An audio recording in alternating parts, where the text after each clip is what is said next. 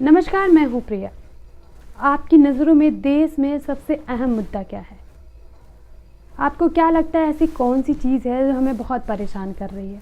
कौन सी चीज़ की हमें ज़रूरत है वो हमें सरकार नहीं दे रही है?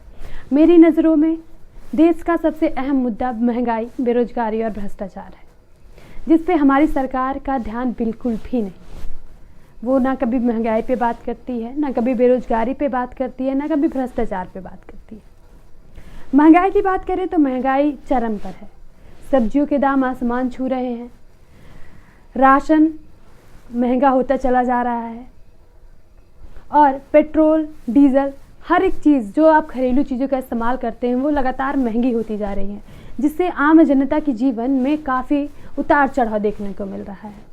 अब वहीं अगर हम बेरोज़गारी की बात करें, चलो मान भी लेते हैं कि महंगाई हमारे देश के लिए अहम मुद्दा नहीं है, लेकिन बेरोज़गारी दर इतनी ज़्यादा बढ़ गई है देश में कि युवा चोरी कर रहा है पैसों के लिए।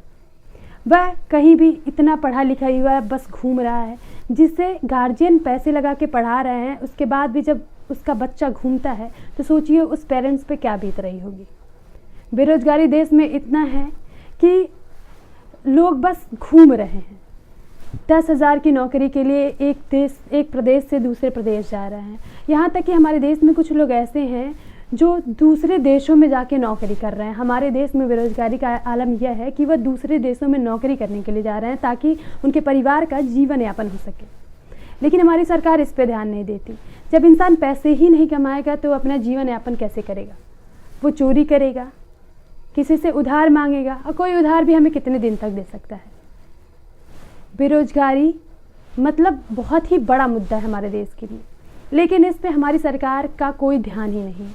अगर हम बात करें उत्तर प्रदेश में भर्तियाँ आती हैं, लेकिन पेपर लीक हो जाता है, भर्ती रद्द कर दी जाती है।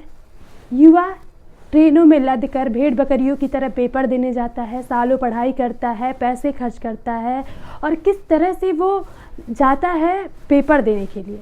लेकिन जब उसे पता चलता है बाद में कि पेपर लीक हो गया या फिर उस भर्ती को रद्द कर दिया गया, तो सोचिए उस युवा पे क्या बीतती होगी, उसका मनोबल किस तरह से नीचे गिरता होगा।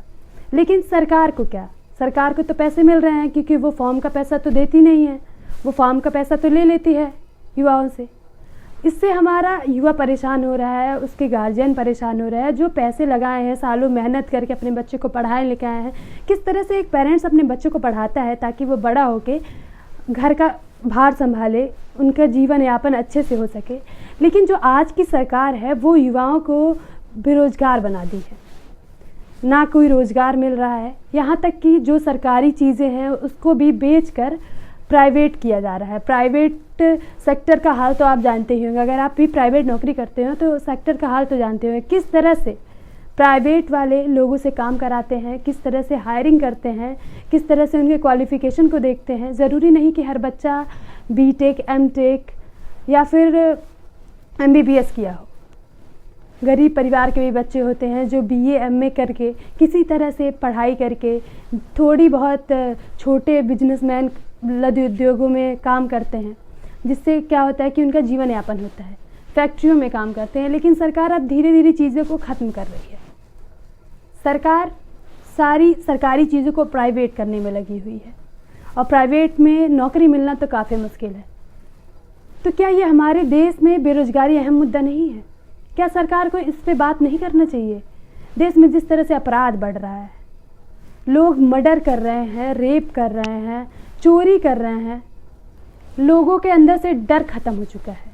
ना ही प्रशासन का डर है, ना ही सरकार का डर है, इसलिए ख़त्म हो चुका है। लोग अपना जीवन यापन करने के लिए ये सारी चीज़ें कर रहे हैं। मुझे तो लगता है देश में जो अहम मुद्दा वो बेरोज़गारी है। अगर लोगों को पैसे मिलते तो वो लोगों को मर्डर क्यों करते? सरकार को इस पर ध्यान देनी चाहिए, लेकिन हमारी सरकार इस पर कभी ध्यान नहीं देती है। वो ना बेरोज़गारी की बात करती है, ना ही रोज़गार की बात करती है, ना ही वो महंगाई पे बात करती है। आखिर हमारी सरकार किस पे बात करती है? हमारी सरकार बस बड़े बड़े दावे करती है कि हम ये लेके आएंगे, जनता के लिए ये लाएंगे, लेकिन लाती कुछ भी नहीं है। ये इसको सरकार की नाकामी नहीं कहें तो और क्या कहें। सरकार को इन मुद्दे पे ध्यान देना चाहिए ताकि हमारा देश विकास की ओर जा सके। लेकिन सरकार इन मुद्दों से आपका ध्यान भटका रही है।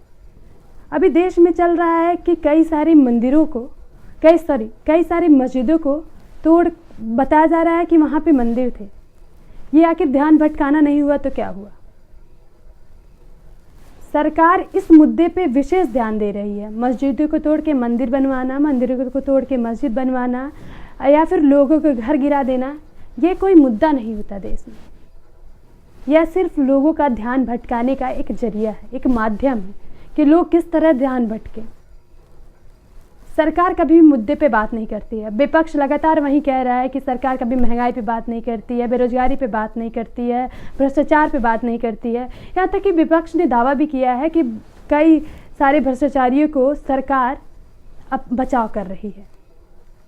लोगों को अपने हक के लिए लड़ना पड़ रहा है, सड़कों पे उतरना पड़ रहा है, तब जाके सरकार कहीं ना कहीं सुन रही है। मतलब कहीं ना कहीं सुन रही है, ये भी नहीं कि हाँ लोग उतर गए तो सरकार मान ली। लोगों को अपने हक के लिए लड़ना पड़ रहा है, कहना पड़ रहा है, लेकिन फिर भी सरकार इस पे बात नहीं करती है। लोग कई दिनों तक धरने पे पड़े रहते हैं, महीनों तक धरने पे पड़े रहते हैं। इस खबर को ना मीडिया दिखाती है, ना हमारे इस सरकार बात करती है। देश का एक प्रदेश कई महीनों तक जला, लेकिन हमारी सरकार ने इस पे एक शब्द भी नहीं बोला। आखिर ये सब देश में क्या चल रहा है? क्या एक प्रधानमंत्री को इस तरह से करना चाहिए? क्या हमारे प्रधानमंत्री के देश के मुद्दों को नहीं उठाना चाहिए? क्या हमारे प्रधानमंत्री के देश के महिलाओं, पुरुषों और युवाओं की बातों को, ज़रूरतों को ध्यान में नहीं रखना चाहिए? आखिर देश में ये क्या चल रहा है? आप खुद सोचिए और मुझे कमेंट